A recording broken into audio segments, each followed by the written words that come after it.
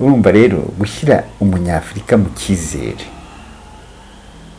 ntaho bitaniye no gufata umwana ukamuha tetine ukamubeshya ngo ni ibere ngo asinzire. Ntabwo iyo tetine yamutunga, ntabwo icyizere gishobora gutunga umuntu.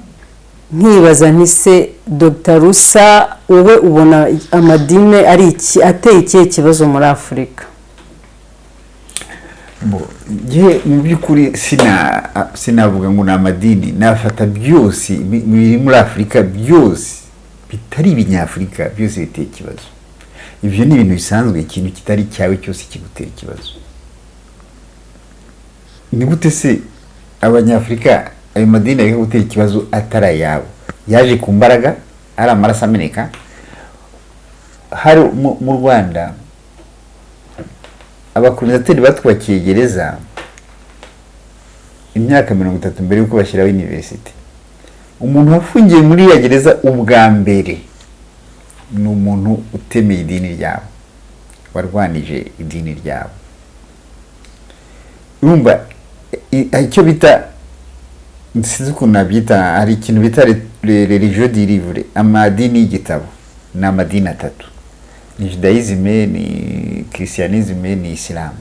Ayo madini kugira ngo abeho amaraso yamenekaga, kubera kugira ngo utishe umuntu umuco we ntabwo apfa kuta ako kanya. Ntabwo abanyafurika bameye guta umuco wabo ako kanya, ariko se abanyafurika gusa mwibuke ko n'amahoma agira ngo yisitare isilamu hamaze imyaka 10 ari inkota ivuga.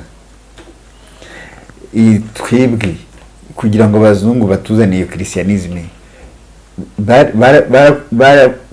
baricaga abantu, barakubitaga abantu ngo babanzwe, barakubitaga abantu ngo baterekeriye, byari imbaraga. Bene icyo kintu rero washyizweho ku gahato biragoye kugira ngo kikugirire akamaro.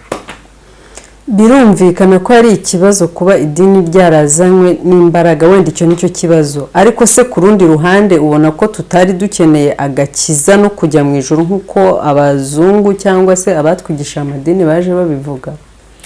Ariko ubundi amadini amaze imyaka ingahe muri Afurika? Turi na hano iwacu. Hari aho yageze imbere, ariko ntiwacu yahageze mu 1900. Amadini amaze imyaka irenga 120. Ninde wanyereka objectif y'amadini yari yihe? Nugukuraho ibyaha, nuguhagarika ibyaha, kuko nimuzajya muje mufite ibyaha. Ayo madini icyo yazanye nuguhagarika ibyaha. Ese ibyaha byarahagaze? Ntabwo byahagaze, ariko byaragabanutse se. Habonetse uburyo ahubwo bwo gucungura roho y'umuntu. Niba wizeye amaraso ya Yesu Kristo ukababarirwa, yazanye imbabazi. Yazanye imbabazi. Izo mbabazi ni iki kibona kibereka ko zaje? Ni ukwizera. Urumva rero gushyira umunyafurika mu cyizere ntaho bitaniye no gufata umwana ukamuha tetine ukamubeshya ngo ni ibere ngo asinzire. Ntabwo iyo tetine yamutunga, ntabwo icyizere gishobora gutunga umuntu. Afurika icyo dukeneye ntabwo ari icyizere. Afurika icyo dukeneye si icyo baduhaye. Idini si cyo kintu Afurika yari ikeneye. Afurika yari ikeneye n'uvuga ko idini ari icyizere, ari Imana. Ese abanyafurika ntibari bazi Imana? Bari bazi Imana itariyo ibigirwamana byabo, ariko abazungu bazanye Imana yaremye byose. Rero hari ikintu mu madini, hariho ikintu batazi, bataba bamenye.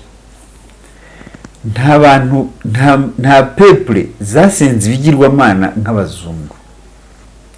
Afurika nta bigirwamana yasenze nk'iby'abazungu. Reka urugero muri mythologie grecque, ikintu activité yose yari ifite Imana muri mythologie grecque.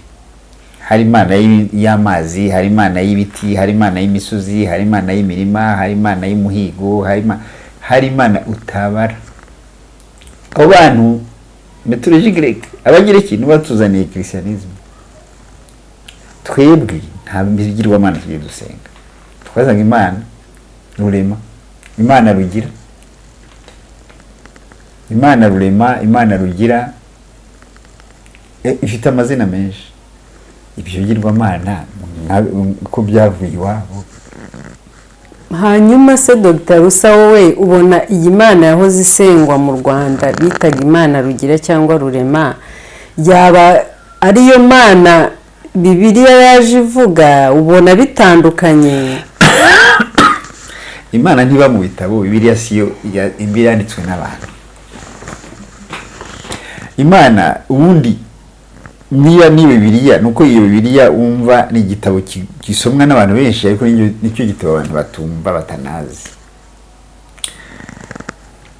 Niba kubwira ko Imana iberaho icyarimwe, yabaga i Burayi ntibe muri Afurika, irinda kuzanwa n'abazungu. Imana iza niki? Iza mu ndege, iza mu bwato, iza mu ivarizi, iza mu ki? Bazanye Imana bayizanye gute? Bariya abantu ubona barazanye Afurika, bumvaga Afurika, abanyafurika bajya mu ijuru bababaje ko bagomba kubajyana mu ijuru. Ibikorwa bakoraga, umuntu uje yica abazanye Imana, niba kubwira ko Imana ari urukundo, hari urukundo bigeze baberekana. N'abanyamadini n'uyu munsi, ayo madini kivuga ko ntacyo amaze, bose ntibakuhariza definition y'Imana. Imana ni urukundo. Ese bararufite? Niba se umuntu kubwira Imana atayazi, bizakumarira iki? Biri mu bibazo ahubwo by'ayo madini, ni ukugira umuntu, kubuza umuntu gutekereza, kubuza umuntu kubona ukuri. Ndakubwira ko ndi urukundo, ndavuye ko nzanye Bibiliya, nabwira ko nkorera Imana, nkaza nkica bene wanyu ukabyemera, nkaza nkica amadini yakoze amakudeta. N'umwami wacu yarabatijwe, kandi se baramuciye, bamucira muba, kandi n'abapadiri. None si ibyo ngibyo kuko mwavuga ngo idini ryakutumariye? Ariko noneho ni ibintu byoroshye. Niba twari muri imyaka 100 ukaba nta kintu na kimwe cyahindutse, ahubwo byabaye na byinshi, kuko n'intambara ziriho kera ntizariho, nayo majenoside yabaye, amajenoside abantu bose bari abakristo, 98% bari abakristo. Hanyuma ukaba utekereza ko ibyaha biri kuba uko bigenda bikura, ibibi n'amahano agwira, nayo majenoside yagiye aba mu bihugu bitandukanye, bikomoka kuri iyo yobokamana twaba twarakiriye? Yes, ko n'ubutumuco, bikomoka gutumuco. Ibyaha byinshi biriko biraba n'umuco wacu twataye, kandi rejo biko ko ni manifestation y'umuco. Hanyuma iyo umuntu ajya gukubwira ati reka tekereza uko ntekereza, emera nkuko nemera, nta kindi abashaka. Wibuke bafata abacakara, inzira izwi cyane Gore, utashyizemo Weda yo muri Angola, hari nyinshi ariko Gore irazwi cyane. Babafata bakura mu bwato babagejeje hakurya, ikintu cya mbere bakoraga, babamburaga imyenda bari bambaye, bakabatera imiti, bakababatiza. Witwa Tom, witwa Brown. Nukuvuga iki? Ni nk'imbwa nciririye, ndakuremye nkugize icyaremwe gishyashya. Kukubatiza icyaremwe gishyashya, urahindutse ntukiri wa wundi. Iyo umuntu yagupfuye uwo ari wakakugira undi, mu by'ukuri n'ubukira umuntu. None se ubona uriya muco wenda twari dufite wa kera w'abakurambere bacu bo gusenga mu buryo bwa gakondo, ubona ari wo twagakwiye kuba twaragumanye mu mwanya wo kwakira iyobokamana mu buryo bwa Christianisme? Kiriya umuco nabo ibyo bazanye ntawamenya, usanga naho bitaniye. Gusenga no gusenga, twese ku Mana ubundi dutekereza kimwe. Bariya ntacyo baturusha, bariya ntabwo Imana ibiburaye ngo barayibonye, ntawe bigeze babona. Rero umuntu wundi hari ikintu bita nyuma bigira banivuguruza. Ubundi muri mu politike yabo hari ikintu bita liberté de culte. Ubundi umuntu kirazira kumwoburija uko yemera. Hari ikintu bita liberté, no muri constitution zirimo hose ni yacu birimo liberté de culte. Umuntu agomba kwemera uko ashaka, uko abyumva. Relation z'umuntu na relation z'Imana n'umuntu bigomba kuba ku giti cyawe. Wowe n'Imana yawe nimwe mugomba kwimenya. Nta muntu ugomba kuobliga ukusenga. Aya madini ikibi cyayo nyine nuko aya madini yaje no akazamo na business.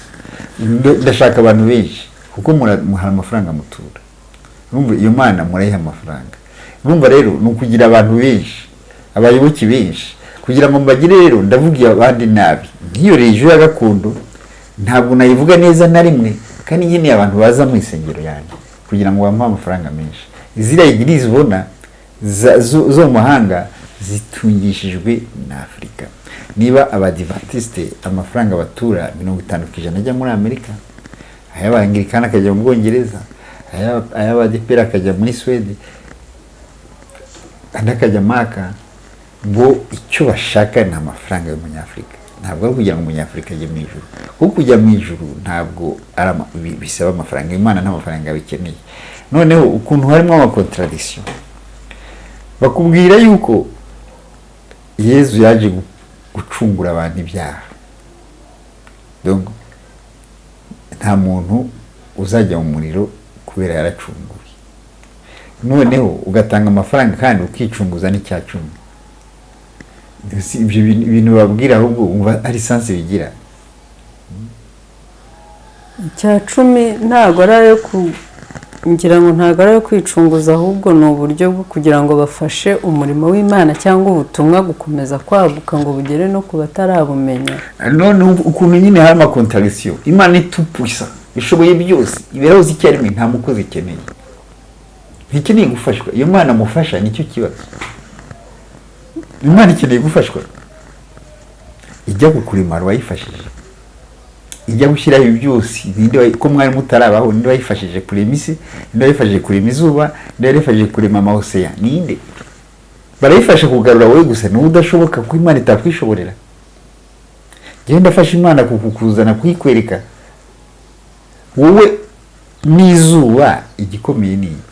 Wewe na ocean, nka Ocean Pacific ingana hafi ingana planete yose 86%. Imana ikareba amazi angana kuriya. Wowe ni wowe ngomba gufasha Imana kugira ngo ujye mu nzira nziza. None ukaba ushatse kugaragaza ko aba bakozi b'Imana nta mukozi w'Imana niba uko sindabona uwihemba. Abo bantu bita abakozi b'Imana nitwe tubahemba. Nta bakozi bacu. Ni abakozi b'abazungu, ni abakozi b'Abanyamerika babakorera bakadukuramo amafaranga bakayaboherereza. Ntabwo ari abakozi b'Imana. Imana nta mukozi ikeneye. Iyo Imana ikeneye umukozi je sinanayisenga ko nta kishoboye. Ijya kubwira umuntu nkawe ngo ndagutumye kwa kanaka. Iyo Mana ni Imana nyawe. Mwese niba Imana ibera hose icyarimwe ntago utekereza ko Imana ishobora kuba mu bantu ikabakoreramo n'ubundi ugasanga wenda ibyo baba bakora ariyo yaba ibibakoreramo. Icyo gihe Imana ntabwo ishobora gukora ikintu ngo yishyuze. Kuko no muri Bibiliya baravuga ati mwahere ubuntu ujya mutangira ubuntu. Ntabwo Imana yishyuza amafaranga yesimbona iyo Mana. Ntaho uzabona igirize baravuga ngo ntimwinjire mu kiliziya mu nzu y'Imana ngo n'amaboko masa cyangwa imbokoboko. Ibyo rero ntawe bihuriye n'Imana mu by'ukuri. Ni ukuvuga ngo ku giti cyawe wowe ubona yuko nta bakozi b'Imana bariho kuko ntacyo bakorera Imana. Imana ishobora gukorera byose. Ntabwo bakenewe. Nzi ko ndemera puissance y'Imana ariko nta dini nemera. Kuko Imana ntabwo ari imyamadini. Ntabwo Imana ni imwe. Sinzi ko mubyemera. Imana rimwe kuko iki dufite amadini 1,100. Ndagira ngo udushyirireho umucyo cyangwa se itandukaniro. Uravuze uti Imana ni imwe kandi no gusenga ni kumwe. N'aba bazanye uburyo bwo gusenga ntacyo bahinduye kuko gusenga kwari gusanzwe guhari mu Rwanda cyangwa se muri Afurika. Wowe ubona iyi Mana n'ubundi yigishwa nkuko bavuze ngo nta Mana yo mu bitabo, ariko Imana yaje yigishwa n'Abanyaburayi cyangwa se abakoloni n'imana muri afurika yari isanzwe isengwa n'ubundi n'imana imwe wenda yigishijwe mu buryo butandukanye cyangwa yamenyekanye mu buryo butandukanye cyangwa n'imana ebyiri zitandukanye.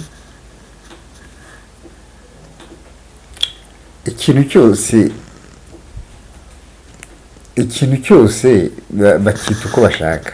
Ubundi nta mana yigishwa, umuntu akwigisha imana yayimenyeye hehe kukurusha? Nta muntu ukurusha imana, ubundi nta muntu wagombye kujya hagati yawe n'imana yawe, nta n'umwe. Hanyuma bavuga ko babonekerwa n'imana cyangwa bavugana nayo baganira nabo, nko muri Bibiliya hari abahanuzi cyangwa n'abandi zindi ntumwa zagiye zigaragazwa ko zavuganye n'imana cyangwa ikazivugiramo. Biriya bintu ntawamenya niba ari nabyo, ariko imana niba yamuvugiyemo ibyo yamutumye sinzi uwo mutumwa ari we, sinzi wabituma ku gihugu. Uwo muntu imana yamugutumyeho, wowe ntugira amatwi ntiyakwibwirira. Bariya abantu abakeneye amafaranga gusa yawe nta kintu. Hanyuma mu kanya uratubwiye uti abantu baje babatiza abantu kugira ngo babahindure imico, babaha amazina. Izina rifite izihe mbaraga ku buryo umuntu kuguha izina ashobora kugutwara wese cyangwa akaguhindura undi muntu utandukanye n'uwo? Ni ibintu byoroshye cyane, n'ibintu psychologique. Ubundi ugomba kwita umwana wawe gusa n'imbwa yawe n'inka yawe. Umuntu uguha izina agufite autorité. Naguha izina uri ma propriété. N'umwana utabyaye ntufite uburenganzira bwo kumwita izina, urinda kubisaba. Akaba ari umuntu wo muri famille nawe ukenda kubisaba.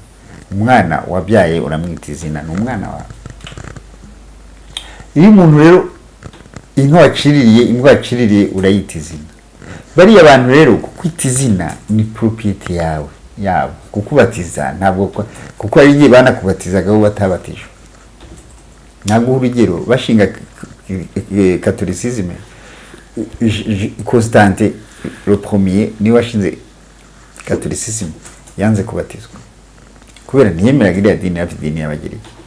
Yanze kubatizwa, bahengera agiye gupfa baramubatiza, bamushyira utuzi ku gahanga.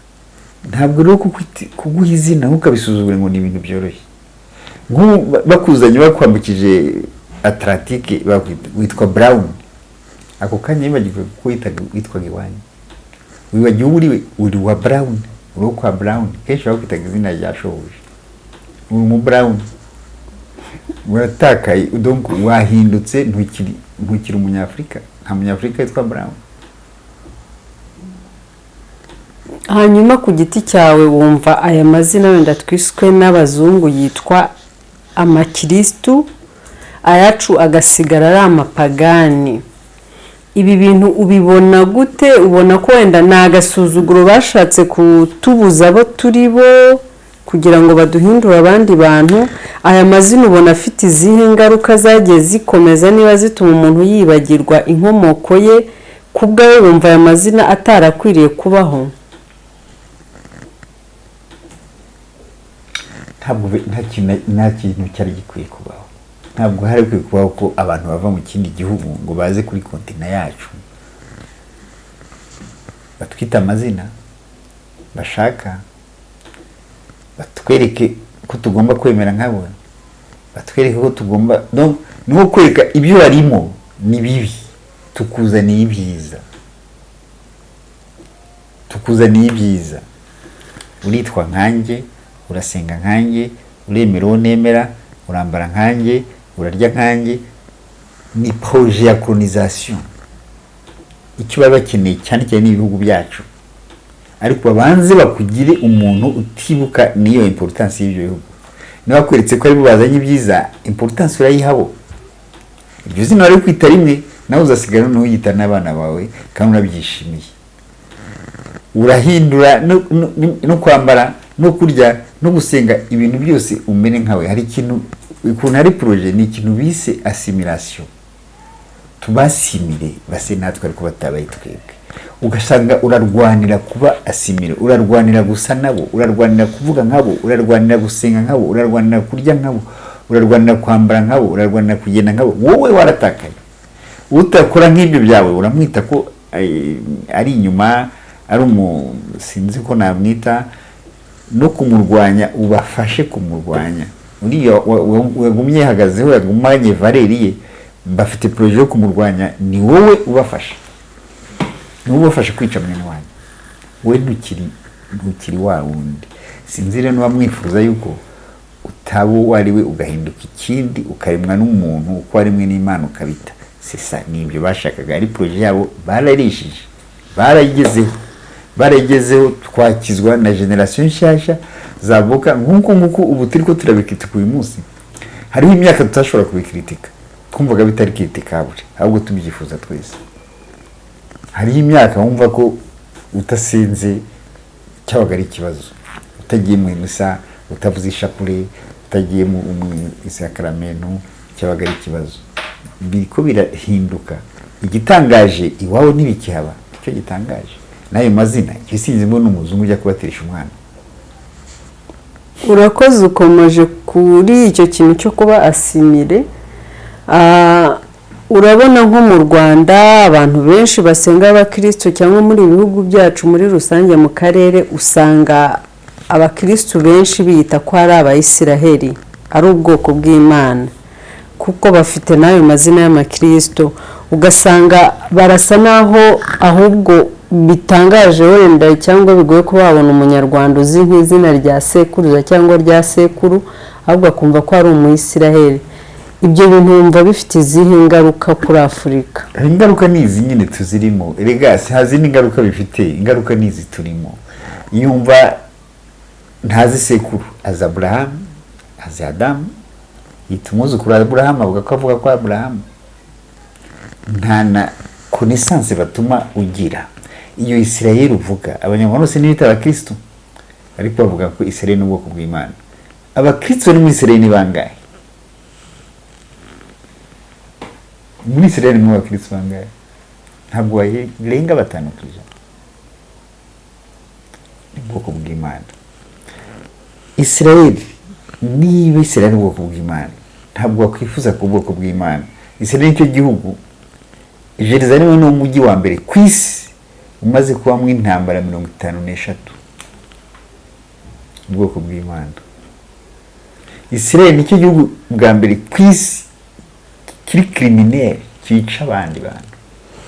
Ntiwasanga bihura n'ibivugwa muri Bibiliya ko Satani ahiga hari ubutunzi, ugasanga wenda izo ntambara zikurikirana ko ari n'ubundi ari ubwoko bw'Imana cyangwa ariho hahishe ubutunzi bw'Imana? Icyo gihe waba ushatse kunyumvisha yuko Shitani arusha imbaraga Imana. Iyo Mana idashobora guproteja abantu bayo, yaba ari Imana nyabaki. Iyo Mana yanga ubwoko bwayo akaba ari bwo butirwa izo ntambara zose ngubwiye. Iyo Mana yaba ari Imana nyabaki. Kireka n'Imana muvuga atari Imana tuzi tupuisa. Iyo Mana ubwoko bwayo bushobora guhera kuriya bukagira intambara 53 zitaraba handi, hakaba igihugu kitaragira intambara na rimwe, bihabiriho byinshi, hakaba igihugu kitazi icyo bita intambara n'umunsi n'umwe. Hanyuma Dr. Rusa, muri rusange wenda ingaruka z'amadini mu buryo bw'ubukungu zaba ari izihe kuri Afurika, ziri ku ruhe rugero? Erega ingaruka z'ubukungu muri Afurika ntiwabuha. Iyo dini ntabwo wayitandukanya na colonisation, kubera idi mainstream ya colonisation ni ubukungu bwagiye. Ntabwo wabutwara ubwo bukungu, ntushobora kububona abantu bagitekereza neza. Idini irabuza gutekereza neza. Ubukungu buva ku isi. Objectif y'idini ni ijuru. Jewe niba baranshyizemo guharanira ijuru, ibyo ku isi ndabishaka biki? Buri barabikeneye. Nicyo tuma akushyira, araguha ijuru, atemera, atanazi naho riba, azi ko ritabaho. Urangarire ko uzajya mu ijuru na mbere by'isi nta kanya gatoya. Byo barabikeneye. Ni gute wareka ubukungu bwareka guhungabana nuba aho ubukungu buva utahitayeho? Ukaba witaye ahantu uzaba waramaze gupfa. nta kuntu rero idini waritandukanya na kondizasiyo, nta kuntu idini yareka kubangamira ubukungu. Niba nshobora kumara nk'icyumweru cyose ntajya mu kazi, njya gusenga, nzinduka mu gusenga, ndara mu gusenga, mara icyumweru cyose niyirije, ntabishyira no muri objectif y'ubukungu. Hari undi muntu wanzaniye agakiza, wanyemereye ijuru, ariko we yexploit ubukungu bwanjye. hanyuma ukaba ubona idini ari nk'igikangisho cyangwa se agakingirizo, niba ariko twabyita, abakoroni bazanye kugira ngo baduhumishe tutita ku bukungu kugira ngo babone uko babutwara. Simbona igituma mwakwirirwa munabitindaho. Ikibikubwira ko ari byo nuko iwabo uzabaze abantu, nushaka uzaza abantu bari Burayi, ibo idini agaciro bariha nakahe. Ni bangahe bajya mu isengero i Burayi? Ama-igirize muri Belgique muka barayagurishije. Ni bangahe bajya mu ijoro? Iba bya bintu bafite akamaro. Harimo mvuga bivuze ngo wenda abantu babeshye cyangwa bavuga ibitandukanye bigende n'ibyo bagambiriye. Uko biri kose hariho Imana kandi ifite uburyo ikorana n'abantu cyangwa ikorera mu bantu. Ko hari abandi bantu bavuga bati nta Mana iriho, ku isi hariho umuntu gusa wisanze ku isi bitewe n'izindi mpamvu zitandukanye. Izo mpamvu zarazikubwira. Oya, umuntu kutemera Imana n'akazi ke bibuza kubaho, ariko ntareke kuyemera, ariko ntibikureba wowe. Rero ntabwo bazungu rero bazanye Imana, ntabwo bazungu babayeho mbere yacu. Kira ko twamaze imyaka 350 turabirabura twese. Rero bo kuzana Imana nakubwiye objectif bari bafite, kuko mbere bataragira muri Afurika barasenga gusumba Afurika igihe cya Moyen Age. Bafite ubukire, babonye Afurika, babonye ubukire, ntabwo basubiye no gusenga. Ubwo gusenga n'ubukene birahura. Sinzi kubona relation hagati yo gusenga n'ubukene. Urayibona? Hagati yo gusenga n'ubukene hari relation. Nuko umuntu asenga kubera ko afite ibyo akennye, wenda yizeye ugeraho ubuzima ukumva icyizere cy'uko uzabona ubuzima butari uburimo, kandi bakubwiye ko nta handi ari mu ijuru. Nutangira gusenga, gusabira ubuzima ugiye kujyamo, utubungu na mbere bwari bubi, Mana uzanyakire neza, nzabeho neza nyuma y'ahanga. Gusenga n'ubukene bifite relation. Afrika niyo ya mbere isenga gusumba izindi kontinent zose, niyo ikeneye gusumba izindi kontinent zose. Noneho ukibaza ese iyo Mana niba ikunda abayisenga yanga abanyafrika gusumba abandi? Nibo bayisenga cyane, amagirize menshi ari muri Afrika gusumba ahandi. Hanyuma urebye mu bihugu bikize ngo muri Amerika n'idini rya shitani, ko Imana itarabatwika. Imana kubera ko igira imbabazi iracyabibikiye ku munsi w'imperuka. Ni uko babwira.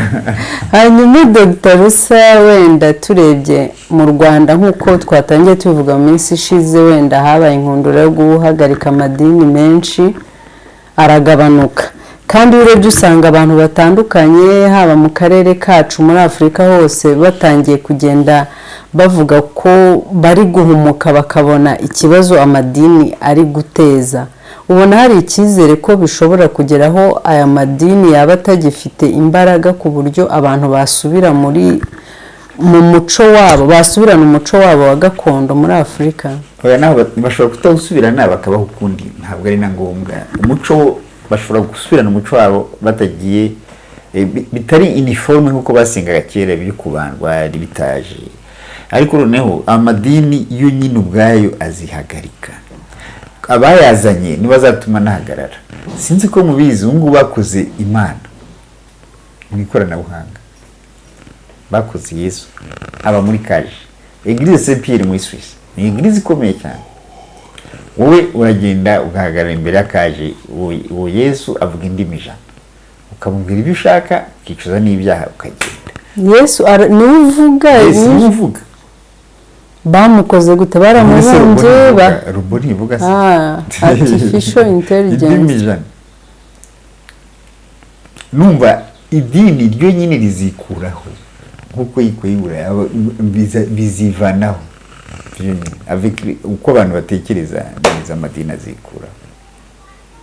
Abayarwanaho ni abatunzi batunzwe n'amadini uko ari mwana wabaye kubera amadini. None se urumva batazakomeza gushaka uburyo bwose bwo kuyarwanaho no kuyarinda kugira ngo kuyarwanaho ubaye mu ruhare kuyarwana bafite aho bakomvenka. Hari igihe ubwo bwenge bwo abo bakomvenka bazagira ubwenge. Mwese nuba mfite Yezu muri kaje wanjye ndaza mwisengero uko iki naguze Yezu ushyira hari yuvuga indimi ijana ndaza kwigisha wawe arakwigisha byose ararusha n'umupasiteri uri kuravuga arusha n'umupadiri uri kuravuga kuko abamushyizemo ibyo bamwarugitiyemo n'abahanga bazi ibyo bintu by'idini. Uretse kuba avuga izo ndimi se ukaba wamuvugisha wenda akagusubiza ibyo ushaka arasubiza byose n'ibibazo ufite cyangwa ibyo ushaka ko akemura nabyo arabikora byose arabikemura nk'uko nyine n'abandi ntawe batabikemura araguha kwizera. Ubundi se ibibazo byose barabikemura. Ayo madini bakemuraga ibibazo. Hari ikibazo mama mufite ko ari mwe mufite menshi. Hari ikibazo mama mufite muri Afurika. Hari ikibazo na kimwe mama mufite. Ariko muguma mwizeye muguma mugenda buri cyumweru buri wa gatandatu buri hehe muguma mugenda n'ahandi nuko rero.